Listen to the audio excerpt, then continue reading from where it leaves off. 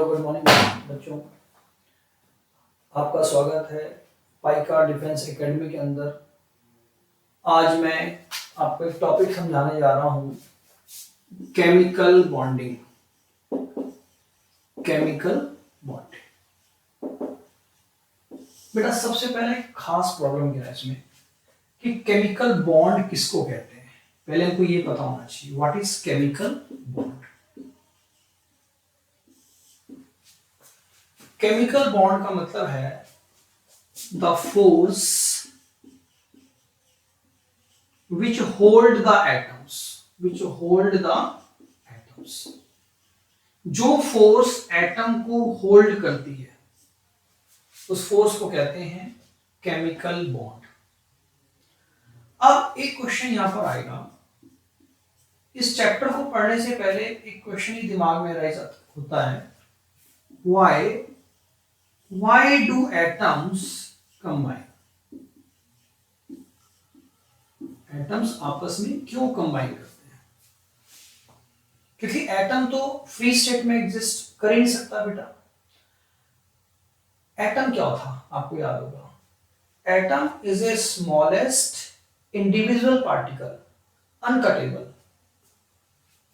अनकटेबल particle है, smallest particle है, not exist in free state because its octet और duplet is not completed. आप ऐसे चेक करते हैं, देखो हाइड्रोजन है, हाइड्रोजन में कितने इलेक्ट्रॉन है बेटा? एक। दूसरे हाइड्रोजन में भी एक इलेक्ट्रॉन है, ये आपस में क्या करेंगे? ओवरलैपिंग कर रहे हैं ऐसे। ये आपने 9th क्लास में भी पढ़ा हुआ है बेटा। अब मेन चीज क्या है, ये फ्री स्टेट में एग्जिस्ट नहीं करेगा क्योंकि H अकेला एग्जिस्ट नहीं करेगा, क्योंकि इसकी टेंडेंसी होगी कि ये अपना डुप्लेट पूरा कर सके स्टेबल होने के लिए। तो कोई भी एटम्स क्यों कंबाइन करता है? To become stable. दूसरा पॉइंट, अब ये बात तो क्लियर हो गई कि हाइड्रोजन हाइड्रोजन मिलके H2 बनाएंगे, अकेला H एग्जिस्ट नहीं करता। दूसरी चीज ये है कि वाई certain combination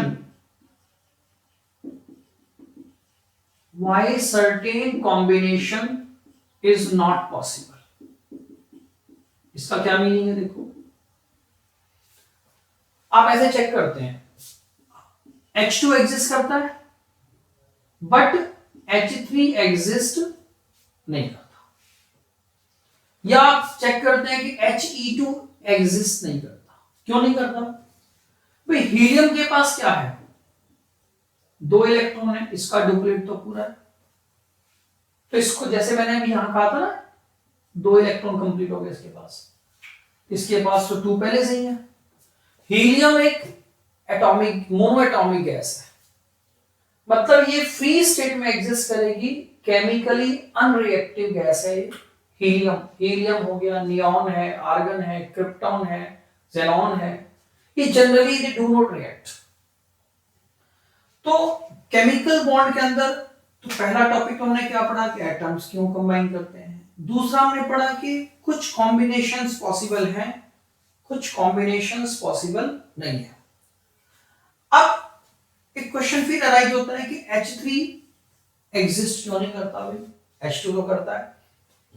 आप सोचिए अगर H3 को आना होता तो वो किसके साथ ओवरलैपिंग करता? बताओ, नहीं कर पाता।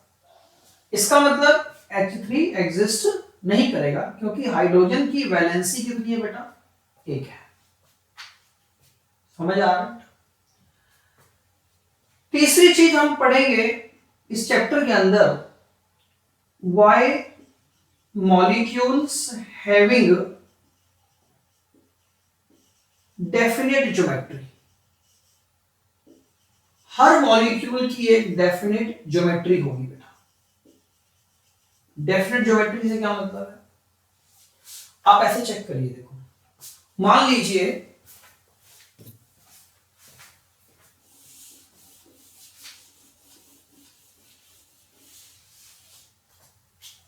CO2 है। अब इस मॉलिक्यूल को मैं ऐसे लिख सकता हूं बेटा, लेकिन मैं इसको ऐसे नहीं लिख सकता, ये गलत हो जाएगा। और अगर मैं बात करता हूं वाटर की, तो वाटर को आप ऐसे लिखते हैं, हम वाटर को ऐसे नहीं लिख सकते। ये टॉपिक भी हम इस चैप्टर के अंदर पढ़ेंगे बेटा। इन सारे टॉपिक्स को पढ़ने से पहले केमिकल बॉन्ड की जो थ्योरी थी ना, वो किसने दी थी?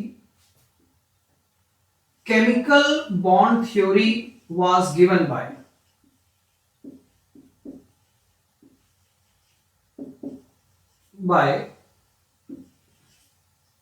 किसने दी थी बेटे? Kossel and Lewis. Kossel and Lewis ने दी थी बेटा। इन्होंने एक रूल दिया था, ऑक्टेट रूल। अब ऑक्टेट रूल क्या होता है? Every atom try to complete its octet. क्या कहा मैंने? Every atom try to complete its octet, either by complete transfer of electron or by mutual sharing। तो कैसे बोला? कंप्लीट ट्रांसफर से क्या मतलब हुआ? जैसे सोडियम क्लोराइड है, अब सोडियम कितना होता है बेटा? 281। क्लोरीन कितना होता है? 287। अगर ये एक इलेक्ट्रॉन कंप्लीटली इसको ट्रांसफर कर दे, तो सोडियम के पास क्या आ जाएगा? पॉजिटिव चार्ज आएगा, इट इज 28। क्लोरीन के पास क्या आएगा बेटा? 288 हो जाएगा, ऑक्टेट कंप्लीट हो गया। और इस पर माइनस चार्ज आएगा। Every atom try to complete its octet, octet complete हो गया। आइदर बाय कंप्लीट ट्रांसफर और म्यूचुअल शेयरिंग। देखो Cl है, Cl के आउटर मोस्ट में कितने इलेक्ट्रॉन है बेटा? 7। दूसरे Cl में भी कितने हैं? देखो यहां पर इस तरह से शो करते हैं, 7 हो गए। ये म्यूचुअली शेयर करेंगे। जब ये म्यूचुअली शेयर करते हैं, इसका मतलब दोनों के पास 8-8 इलेक्ट्रॉन आ गए। तो ये ऑक्टेट रूल के अंदर आता है बेटा। अब ये कंसेप्ट किसने दिया था? कोसल एंड लेविस ने। एक्चुअली जो मैं इलेक्ट्रॉन्स को इस डॉट्स की फॉर्म में दिखा रहा हूं, ऐसे स्ट्रक्चर को बोला जाता है Lewis dot structure. Lewis dot structure. मैं आपको किसी भी मॉलिक्यूल का लेविस डॉट स्ट्रक्चर कैसे निकालते हैं वो समझाने जा रहा हूं, ध्यान से देखना। जैसे मान लो मेरे पास कार्बोनेट आयन का लेविस डॉट बनाना है मेरे को। सबसे पहले क्या करना है, इनके वैलेंस इलेक्ट्रॉन काउंट कर लीजिए। कार्बन में कितने होते हैं बेटा? 4। ऑक्सीजन में कितने हैं? 6। कितने ऑक्सीजन है? 3 से मल्टीप्लाई कर दो, और माइनस है तो प्लस लगा दीजिए। ठीक है, तो 4 और 6 दिया 18 और 2 20 और 4 24 इलेक्ट्रॉन आ गए। 24 इलेक्ट्रॉन है और इसमें 12 पेयर्स आएंगे बेटा।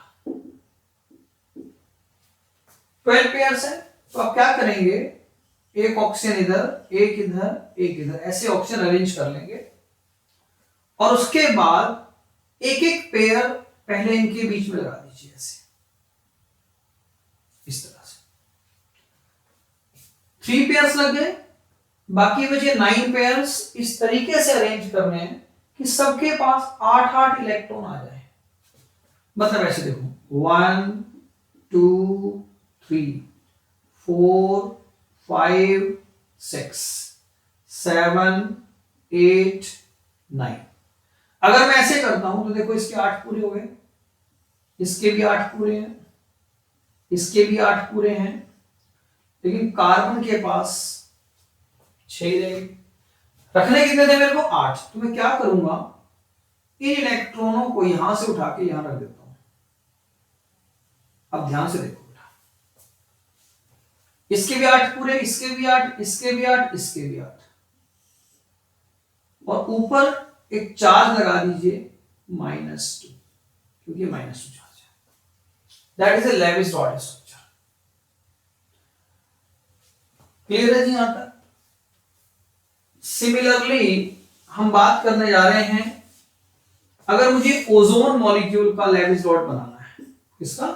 ओजोन का। तो ओजोन में कितने पेयर्स आएंगे? देखो 6 थी 18, 6 वैलेंस होते हैं, 3 है, 18 इलेक्ट्रॉन्स आ गए। अगर इलेक्ट्रॉन्स 18 हैं तो कितने पेयर्स आ गए? 9 पेयर्स हैं। आपको इस तरह से अरेंज करना है कि सबके पास 8-8 इलेक्ट्रॉन आ जाए। कैसे बोला? देखो पहले एक एक पेयर लगा दोगे, उसके बाद 7 पेयर बचे, ऐसे अरेंज करना है कि सबके पास 8 आ जाए। देखो 1 2 3 4 5 6 और 7।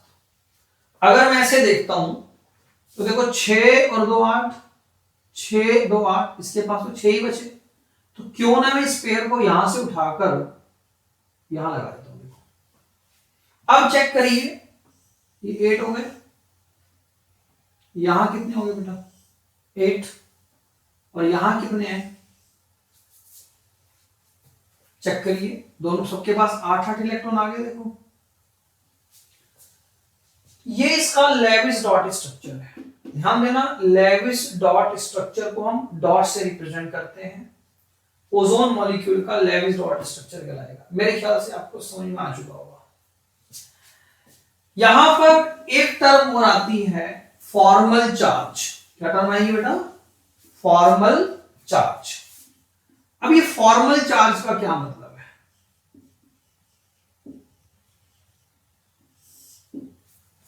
एक्चुअली फॉर्मल चार्ज का मतलब है, जैसे ओजोन मॉलिक्यूल है, ये देखा जाए तो इस पूरे मॉलिक्यूल में इस के ऊपर कोई चार्ज मेरे को दिखाई नहीं दे रहा, मतलब ना पॉजिटिव है ना नेगेटिव, ओनली 0 चार्ज है।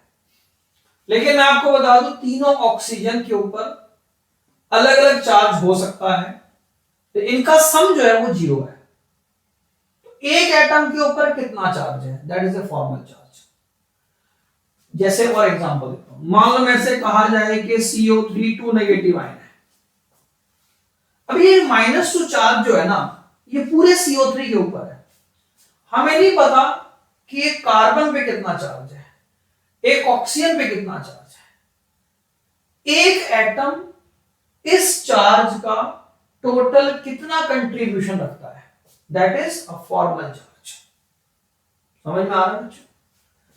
अब जैसे मान लीजिए कि आपने ओजोन के चेक करते हैं। चलो पहले मैं ओजोन का स्ट्रक्चर क्योंकि बना हुआ है मेरे पास, मुझे सेंट्रल एटम का निकालना है। इसको 1 मान लो एक बार के लिए, इसको 2 मान लो, इसको 3 मान लो, मुझे F1 निकालना है। फॉर्मल चार्ज का एक फॉर्मूला होता है V minus S/2 minus U। V is the valence electron, तो ऑक्सीजन के वैलेंस कितने होंगे बेटा? 6। इस एटम के अंदर कितने इलेक्ट्रॉन शेयर कर रहे हैं? 4 ये और 2 ये, कितने हो गए? 6। 6 बटा अनशेयर कितने हैं? 2 है। 2 इलेक्ट्रॉन तो अनशेयर है, तो कितना ये 2 3 जा 6 +1 आ गया। यानी कि इस एटम का फॉर्मल चार्ज कितना है बेटा? +1।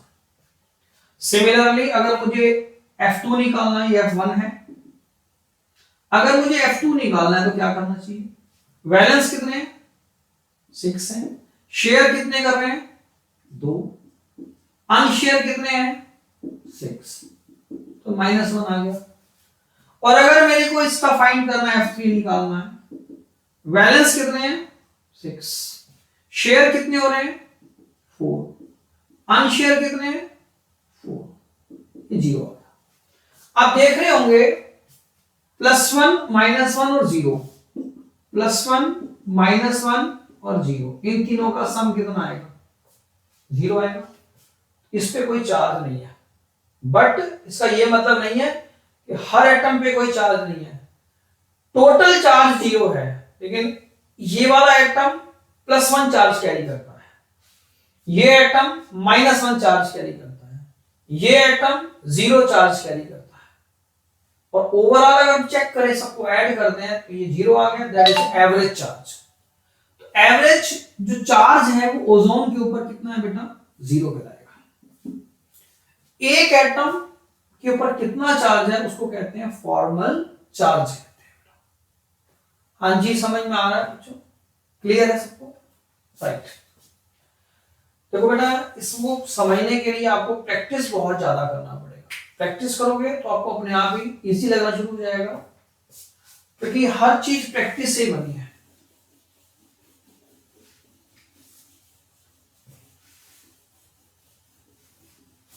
नेक्स्ट टॉपिक है बेटा इसमें केमिकल बॉन्ड्स के टाइप्स हैं कुछ। केमिकल बॉन्ड्स के टाइप्स सुन लो।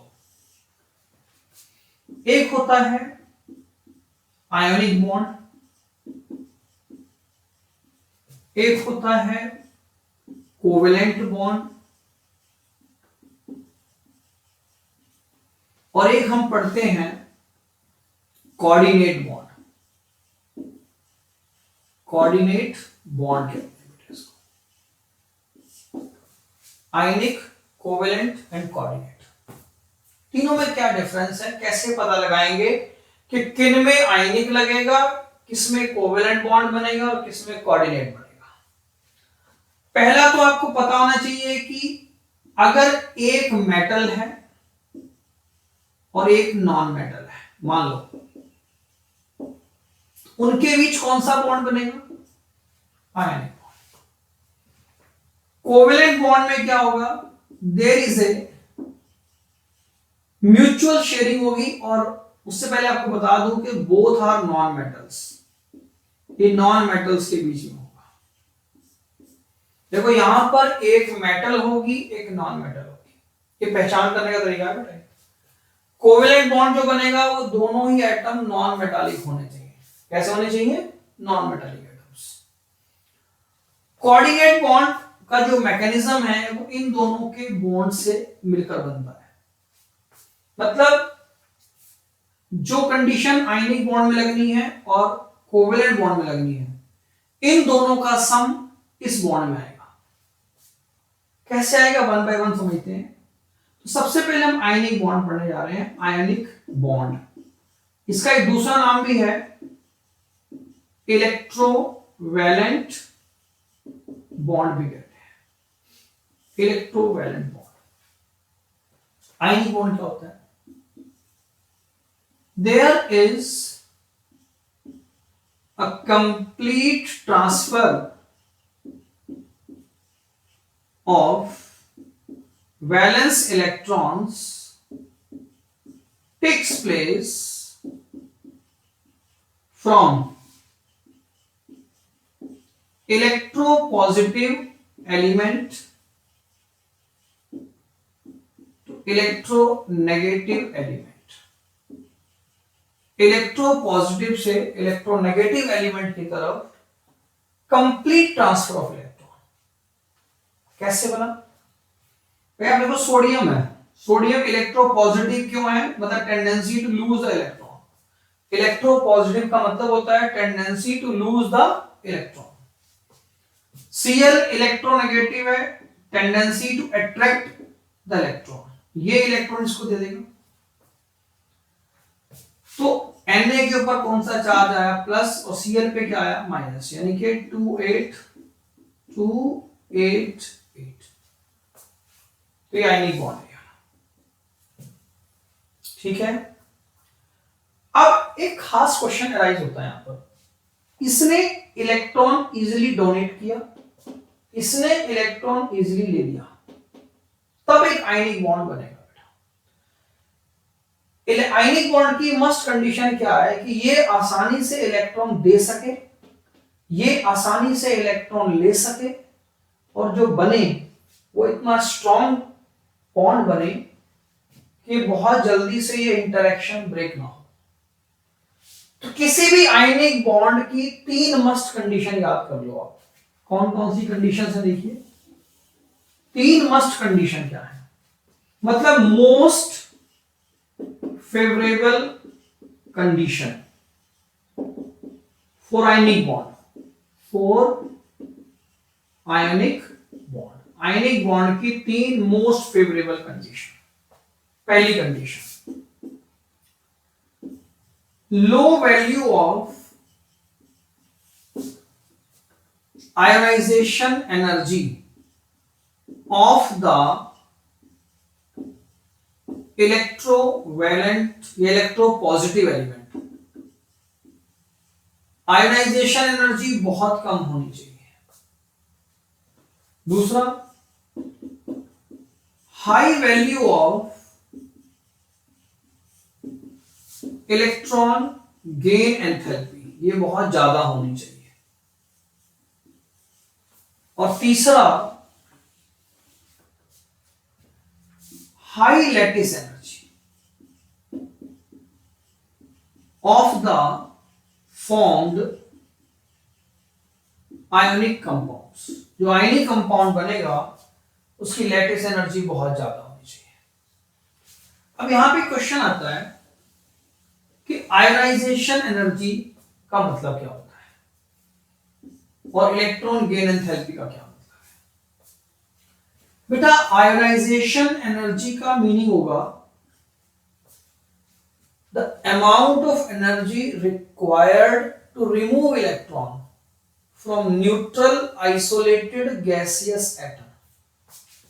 मतलब अगर कोई न्यूट्रल मतलब कोई चार्ज नहीं है, आइसोलेटेड मतलब अकेला, गैसियस एटम है, आपने इसको एनर्जी दी और इसके आउटर मोस्ट शेल से एक इलेक्ट्रॉन चला गया। हमने इस एटम को, गैसियस एटम है, एनर्जी दी, इलेक्ट्रॉन चला गया। मतलब ऐसा है मेरा कहने का मतलब, जैसे ये न्यूक्लियस है और ये शेल्स हैं। आप ध्यान से सोचिए, ये आउटर मोस्ट शेल है तो न्यूक्लियस की फोर्स इस पर सबसे कम होगी, न्यूक्लियस की फोर्स इस पर सबसे कम होगी। अब इस इलेक्ट्रॉन को निकालने के लिए जो एनर्जी देनी पड़ती है उस एनर्जी को आयोनाइजेशन एनर्जी कहते हैं। ध्यान देना बेटा। तो वो वैल्यू क्या होनी चाहिए? Low value of ionization energy. Electron gain enthalpy का क्या मतलब है ये भी समझ लो। मतलब मेरा कहने का ये है, आयोनाइजेशन लो का मतलब क्या बताया था मैंने आपको, कि ये आसानी से इलेक्ट्रॉन दे सके। High value of electron gain enthalpy का क्या मतलब है? जैसे क्लोरीन है, क्लोरीन कितना होता है? 287। ये एक इलेक्ट्रॉन गेन करके क्या बना लेगा? Cl। ये आसानी से दे दे। सोडियम था, जैसे मान लो ये 281 था, 281 आसानी से इलेक्ट्रॉन दे दे और Cl आसानी से इलेक्ट्रॉन ले ले, तो इससे क्या बनेगा? 288। गेन एंथैल्पी का क्या मतलब है? When a neutral isolated gaseous atom gains electron to form a negative ion, the amount of energy liberated, जो एनर्जी लिबरेट होती है उस एनर्जी को बोलते हैं इलेक्ट्रॉन गेन एंथैल्पी। अब क्वेश्चन है कि एनर्जी क्यों लिबरेट होती है? भाई आप ऐसे चेक करो, जैसे ये न्यूक्लियस है, अगर कोई इलेक्ट्रॉन, जैसे सोडियम ने एक इलेक्ट्रॉन दिया और वो इलेक्ट्रॉन क्लोरीन के पास आ रहा है, जब इलेक्ट्रॉन आ रहा होगा इसका न्यूक्लियस इस इलेक्ट्रॉन के ऊपर एक फोर्स लगाता है। ये न्यूक्लियस इस इलेक्ट्रॉन पर एक फोर्स लगाएगा, जिससे क्या होगा? इलेक्ट्रॉन की जो खुद की एनर्जी है ना, वो खर्च हो जाएगी बेटा। इलेक्ट्रॉन की खुद की एनर्जी क्या हो जाएगी? वो खर्च हो जाएगी। तो जो एनर्जी खर्च होती है उस एनर्जी को क्या कहते हैं? Electron gain enthalpy. जितनी ज्यादा फोर्स लगेगी उतनी ज्यादा एनर्जी क्या होगी? खर्च होगी। एक खास कंसेप्ट है इसका। तो एक आयनिक बॉन्ड के बनने में 3 कंडीशन मेन है। आसानी से इलेक्ट्रॉन दे दे, इजीली गेन कर सके। High value of gain enthalpy का मतलब है कि न्यूक्लियस जल्दी फोर्स लगा दे आने वाले इलेक्ट्रॉन पर और एनर्जी बहुत ज्यादा लिबरेट हो। और तीसरा हाई लैटिस एनर्जी, क्योंकि इलेक्ट्रॉन देने के बाद सोडियम पे पॉजिटिव आ गया, लेने के बाद Cl पे माइनस आया। कैटाइंस और एनाइंस के बीच फोर्स ऑफ अट्रैक्शन बहुत ज्यादा होना चाहिए, और जिस पॉइंट पर एक दूसरे के साथ इंटरेक्ट करते हैं उस पॉइंट को ब्रेक करने के लिए जो एनर्जी देनी पड़ती है दैट इज लैटिस एनर्जी। उसे क्या नाम देते हैं बेटा? लैटिस एनर्जी देते हैं। तो तीन मेन कंडीशंस हैं। बोलो बच्चों, समझ में आ रहा है इतना? कोई प्रॉब्लम है तो बताइए मुझे। राइट। इसके बाद बेटा एक टर्म आती है प्रॉपर्टीज ऑफ आयनिक कंपाउंड।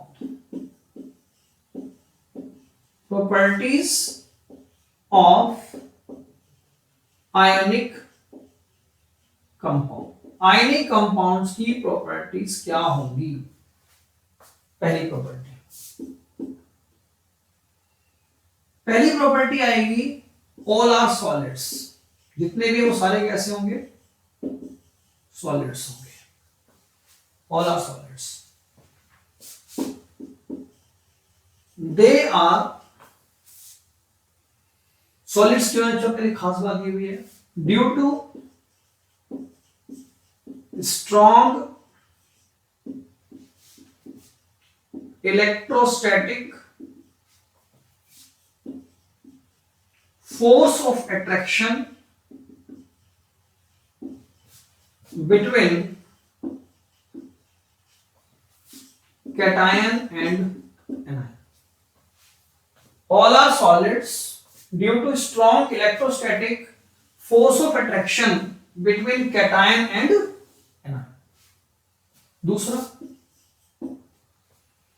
दूसरा पॉइंट मैं ये कहूंगा, they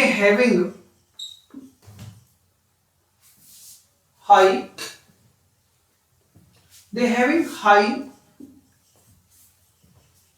melting point and boiling point. इनके मेल्टिंग और बॉइलिंग पॉइंट्स क्या होने चाहिए? हाई होने चाहिए। क्यों हाई है? सेम रीजन देंगे। तीसरा, they are highly soluble in water. ये वाटर में ज्यादा soluble है, highly soluble in water. And the fourth is they do not conduct electricity in solid state.